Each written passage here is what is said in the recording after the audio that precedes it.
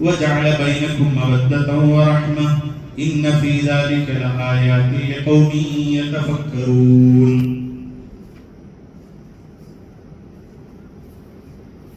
സ്നേഹമുള്ള സഹോദരന്മാരെ, പ്രിയപ്പെട്ട രക്ഷിതാക്കളെ, കാരണവന്മാർ,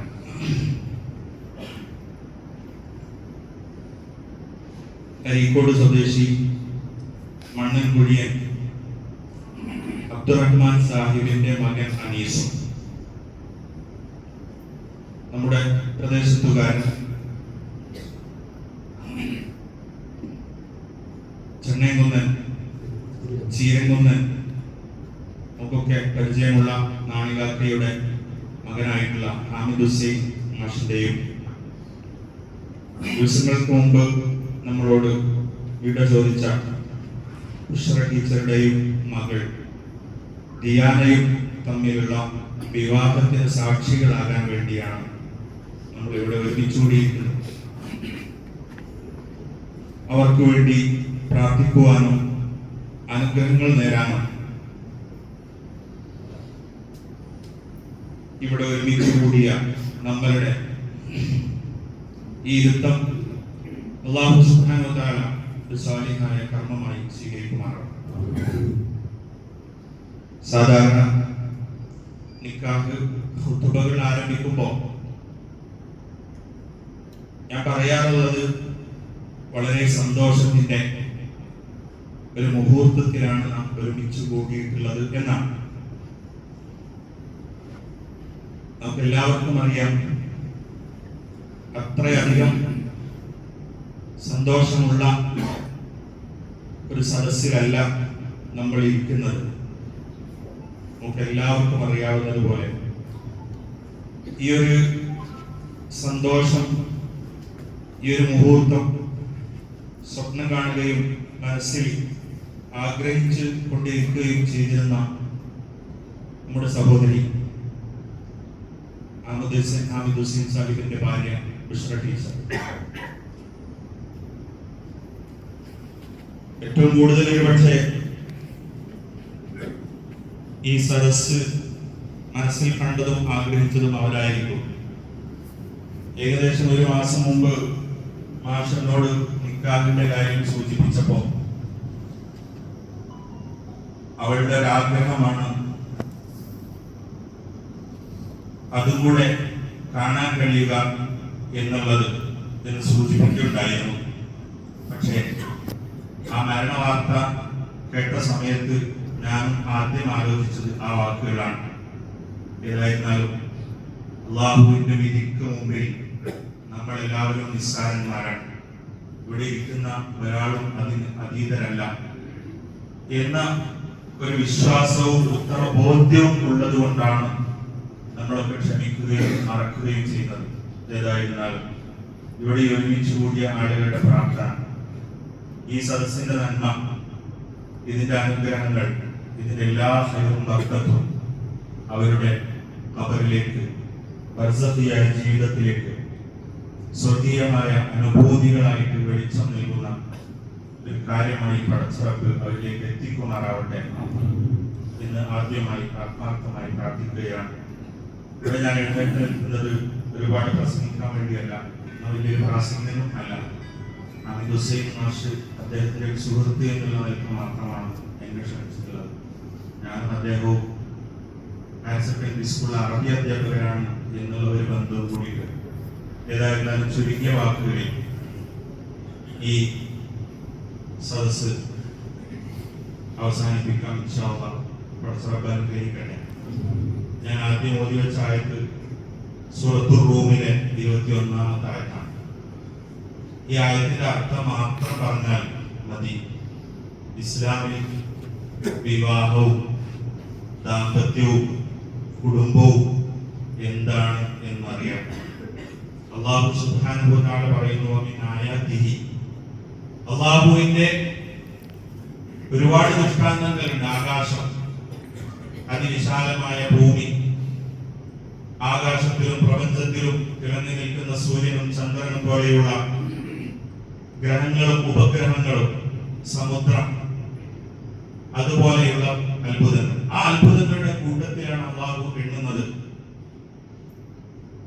നിങ്ങൾക്ക് നിങ്ങളിൽ നിന്ന് ഒരു ഇണയെ നിശ്ചയിച്ചു തന്നു, അങ്ങനെ വിവാഹം നടത്തി തരുന്നു എന്നുള്ളത് ദൃഷ്ടാന്തങ്ങളുടെ കൂട്ടത്തിലാണ്, അത്ഭുതങ്ങളുടെ കൂട്ടത്തിലാണ്. എന്താണ്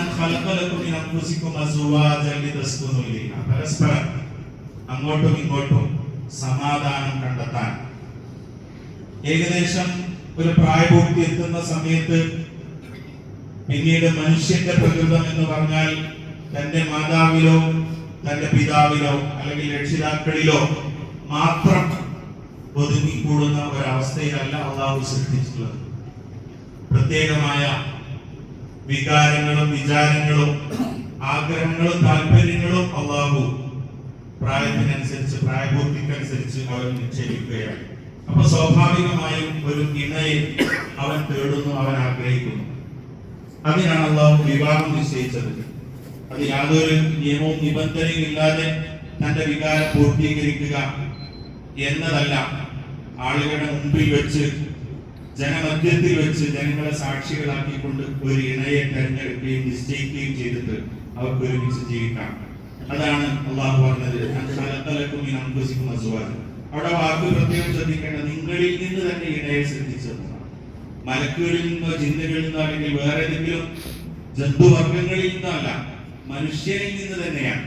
അതിന്റെ അർത്ഥം എന്താണ്? അതിൽ നമുക്ക് പഠിക്കാനുള്ള കാര്യം, മനുഷ്യൻ തന്നെ ആകുമ്പോൾ ഒരുപാട് ചാബല്യങ്ങൾ ഉണ്ടാവും.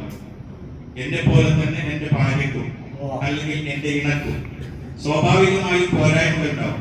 ആർക്കെങ്കിലും പറയാൻ പറ്റുമോ ഞാൻ പെർഫെക്റ്റ് ആണ്, 100%, ഞാൻ 100% ശരിയാണ് എന്ന് ഈ ലോകത്ത് ഒരു മനുഷ്യനും അഭിപ്രായം ഇല്ല. എന്തിനേറെ മുഹമ്മദ് മുസ്തഫ സല്ലല്ലാഹു അലൈഹി വസല്ലമക്ക് പോലും അങ്ങനെ അഭിപ്രായമില്ല. അദ്ദേഹത്തെ കുറിച്ചും അള്ളാഹു അങ്ങനെ പറഞ്ഞിട്ടില്ല. ചില പോരായ്മകളും ന്യൂനതകളും കാണുമ്പോൾ ഇടയ്ക്കിടയ്ക്ക് അള്ളാഹു തിരുത്തി കൊടുക്കും. നമുക്കറിയാം, ഖുർആനിൽ തന്നെ ഒരുപാട് ഉദാഹരണങ്ങളുണ്ട്. കണ്ണ് കാണാത്ത മനുഷ്യനെ കണ്ടപ്പോ അയാളെ വേണ്ടത്ര പരിഗണിക്കാതെ വന്നപ്പോ ഒരു സൂറത്ത് ഇറക്കുന്ന ആകാശവല്ല എന്ന് പറഞ്ഞു അല്ലെ. 13 ആയത്തുകൾ നബിയെ ശരിക്കും വിമർശിക്കാൻ. എന്താണോ കാര്യപ്പെട്ട ആൾക്കാരെ കണ്ടപ്പോ ഈ സാധുവിനെ മറന്നില്ലേ എന്ന് മുഹമ്മദ് നബിയോട് ചോദിക്കാം. നബി പെർഫെക്റ്റ് അല്ല എന്നാണ് അതിന്റെ അർത്ഥം. എങ്ങനെ? മനുഷ്യൻ എന്ന നിലക്കുള്ള ചാബല്യങ്ങൾ ഉണ്ടാവുന്നതാണ്. അള്ളാഹു സമ്മതിക്കാം. തഹരീം എന്നുള്ള ഒരു സൂറത്തുണ്ട്, തഹരീം. അവിടെ നബിന്റെ ഭാര്യമാരെയാണ് വിമർശിക്കുന്നത്. തഹരീം എന്ന് പറഞ്ഞാൽ നിഷിദ്ധമാക്കാൻ. നബി വേറെ ഒരു ഭാര്യന്റെ വീട്ടിൽ ചെന്ന് കുറച്ച് തേൻ കുടിച്ചു. അപ്പോ ഇത് അറിഞ്ഞു മറ്റേ ഭാര്യമാര്. അതും ആരാന്നറിയോ? ഒന്ന് അബൂബക്കർ റളിയല്ലാഹു അൻഹുവിന്റെ മകളാണ് ആയിഷ ബീവി, മറ്റൊന്ന് ഉമർ റളിയല്ലാഹു അൻഹുവിന്റെ മകളാണ് ഹഫ്സ ബീവി. രണ്ടാളും ഇത് അറിയുന്നു. രണ്ടാളും ഇങ്ങനെ പ്ലാൻ ചെയ്യാം, നബിയെ നമുക്ക് നമ്പർ ഇറക്കണം. എന്താണ് നബി നിങ്ങൾ ഭയങ്കര വാസന? ഞാൻ പറയും അല്ലേ? നബി ആകെ ബേജാറാവും. അടുത്ത വീട്ടിൽ ആയിഷ ബീവിന്റെ അടുത്ത് ചെല്ലുമ്പോൾ ആയിഷ ബീവി ചോദിക്കുക, എന്താ നബി ഒരു വാസന? എന്താ ഒന്നുമില്ല. നിങ്ങൾ എന്താ ഈ മഹാഫിയറിന്റെ മണുണ്ടല്ലോ, എന്തൊരു മോശപ്പെട്ടതാണ് സംഭവം. തേൻ കുറിച്ച് അത് ഇവർക്ക് ഇഷ്ടപ്പെട്ടിട്ടില്ല. സൈനബ റളിയല്ലാഹു അൻഹ എന്റെ വീട്ടിൽ. ആരതൊക്കെ? ആരാണ് ഇതൊക്കെ? നമ്മുടെ ഉമ്മമാര്, ഉമ്മഹാത്തുൽ മുഅ്മിനീൻ എന്നാ പറയുന്നത്. അവരുടെ ചരിത്രം എന്തിനാ പറഞ്ഞെന്ന്? മനുഷ്യന്മാരാണ് അവരൊക്കെ. ചാബല്യങ്ങൾ ഉണ്ടാവും, പോരായ്മകൾ ഉണ്ടാവും. അതിൽ നിന്നൊക്കെ നമുക്ക് ഒരുപാട് പാഠങ്ങൾ പഠിക്കാനുണ്ട്. ഞാൻ ആ കാര്യം വിശദീകരിക്കാൻ ഞാൻ പറഞ്ഞത്, അള്ളാഹു നമുക്ക് ഇണകളെ സൃഷ്ടിച്ചു തന്നപ്പോ, നിശ്ചയിച്ചു തന്നപ്പോ അതിലൊക്കെ നിങ്ങളിൽ നിന്ന് ഇണകളെ സൃഷ്ടിച്ചു. അപ്പൊ ഇവിടെ അനീസ്, അതുപോലെ തന്നെ ദിയാൻ, അവര് സ്വാഭാവികമായും മനസ്സിലാക്കേണ്ട ഒരു ഏറ്റവും പ്രധാനപ്പെട്ട വിഷയം എന്ന് പറയുന്നത്, ഞാൻ പലരെയും കാണുന്നു അല്ലെ, പല സിനിമകളിലും കാണുന്നു, പല സീരിയലുകളിലും കാണുന്നു. എന്താണ്? ഒരു പോരായ്മയും കുറവുമില്ലാത്ത, സൗന്ദര്യപരമായിട്ടോ ശാരീരികമായിട്ടോ അല്ലെങ്കിൽ വിദ്യാഭ്യാസപരമായിട്ടോ എല്ലാ നിലക്കും പെർഫെക്റ്റ് ആയിട്ടുള്ള പെണ്ണുങ്ങളെയാണ് ഈ പുറത്തുള്ള സിനിമകളിലും സീരിയലുകളിലും ഒക്കെ പുറത്തേക്ക് വിടുന്നത്, പ്രത്യക്ഷപ്പെടുന്നത്. എന്നിട്ട് അത് കണ്ടിട്ട് എന്റെ ഭാര്യ അങ്ങനെ ആണെന്ന് വിചാരിച്ച് ഒരാൾ വിവാഹത്തിലേക്ക് പ്രവേശിച്ചു കഴിഞ്ഞാൽ 2-ാം ദിവസം 3-ാം ദിവസം അടിച്ചു പിരിയേണ്ടി വരും. അതുകൊണ്ടാണ് മാനുഷികമായ പോരായ്മകൾ എനിക്കുണ്ട്, അതുപോലെ തന്നെ എന്റെ ഇണക്കുണ്ടാവും. അത് അംഗീകരിക്കണം, അത് ഉൾക്കൊള്ളണം. മഹാനായ മുഹമ്മദ് മുസ്തഫ സല്ലല്ലാഹു അലൈഹി വസല്ലം ഒരു ദിവസം വിശന്ന് വലഞ്ഞ് വീട്ടിലേക്ക് കയറി വരുമ്പോ ആയിഷ ബീവിയോട് ആയിഷ ഭക്ഷണം എടുത്തു വെക്കൂ എന്ന് പറഞ്ഞു. ആയിഷ ബീവി പറഞ്ഞു, റസൂലിന്റെ വീട്ടിലൊന്നുമില്ല, നിങ്ങൾക്കറിയില്ലേ? ആ മുത്ത് റസൂൽ സല്ലല്ലാഹു അലൈഹി വസല്ലം പറഞ്ഞിട്ടുണ്ടായിരുന്നു, ആയിഷ ഒന്നുമില്ലേ, എന്നാ ശരി ഇന്ന് നോമ്പാക്കാം. രാവിലെ ഒന്നും കഴിച്ചിട്ടില്ല, സുന്നത്ത് നോമ്പാ. ഒന്നും കഴിക്കാതെ ഒന്നും കുടിക്കാതെ പോയതാ, നല്ലോണം വിശന്നിട്ടുണ്ട്. വന്ന് ഭക്ഷണം മുമ്പിൽ ഉണ്ടാവുമെന്ന് പ്രതീക്ഷിക്കുമ്പോ ഇന്ന് വീട്ടിലൊന്നുമില്ല എന്ന് പറയുമ്പോ ആ റസൂൽ സല്ലല്ലാഹു അലൈഹി വസല്ലം പറയണം, എന്നാ പിന്നെ നോമ്പാക്കാം അല്ലേ. ഇങ്ങനെ പരസ്പരം ഉൾക്കൊള്ളാനും പരസ്പരം തിരിച്ചറിയാനുള്ള ഒരു മനസ്സുണ്ടെങ്കിൽ, ഒരു കഴിവുണ്ടെങ്കിൽ ആ ദാമ്പത്യം അതിസുന്ദരമായിരിക്കും. അതാണ് അല്ലാഹു ആയത്തിന്റെ അവസാന ഭാഗം പറയുന്നത്, വജഅല ബൈനകും മവദ്ദതൻ വറഹ്മ. ഇതുവരെ ഉമ്മാനോട് തോന്നാത്ത, സ്വന്തം പെങ്ങളോട് തോന്നാത്ത, അല്ലെങ്കിൽ അവൾക്ക് അവളുടെ മാതാപിതാക്കളോട് തോന്നാത്ത, കൂടപ്പിറപ്പുകളോട് തോന്നാത്ത ഒരു പ്രത്യേകമായ വികാരം, ഒരു പ്രത്യേകമായ ഒരു മവദ്ദത്തും റഹ്മത്ത്. മവദ്ദത്ത് എന്ന വാക്കിന് ശരിക്കും അർത്ഥം തന്നെ ഇല്ല, പരിഭാഷയില്ല മലയാളത്തിൽ. പ്രേമം എന്നൊക്കെ പറഞ്ഞാലും അത് കുറഞ്ഞു പോകും അല്ലെ. പ്രണയം എന്നൊക്കെ പറഞ്ഞാലും അതൊന്നും അല്ലാത്ത ഒരു വികാരമാണ് മവദ്ദത്ത്. അല്ലാഹു രണ്ടാളുകളുടെ മനസ്സിൽ നിക്ഷേപിച്ചു കൊടുക്കുക. അതിനൊക്കെ ഉദാഹരണം നമുക്ക് മുത്ത് റസൂൽ സല്ലല്ലാഹു അലൈഹി വസല്ലം തന്നെയാണ്. ആയിഷ ബീവി റളിയല്ലാഹു അൻഹ വ്യക്തമാക്കി പറയുന്നു, മുത്ത് റസൂൽ സല്ലല്ലാഹു അലൈഹി വസല്ലം വെള്ളം ചോദിക്കുമ്പോൾ ഞാൻ വെള്ളം കൊണ്ടുപോയി കൊടുക്കും, പാല് കൊണ്ടുപോയി കൊടുക്കും. അങ്ങനെ റസൂലിന്റെ അടുത്തെത്തുമ്പോ അതിൽ നിന്ന് ഞാൻ ഒരു മുറുക്ക് കുടിക്കും. റസൂൽ കാണുന്ന വിധത്തിൽ അതിൽ നിന്ന് ഒരു മുറുക്ക് ഞാൻ കുടിക്കും, എന്നിട്ട് ബാക്കി റസൂലിന് കൊടുക്കും. അതെന്തിനാ?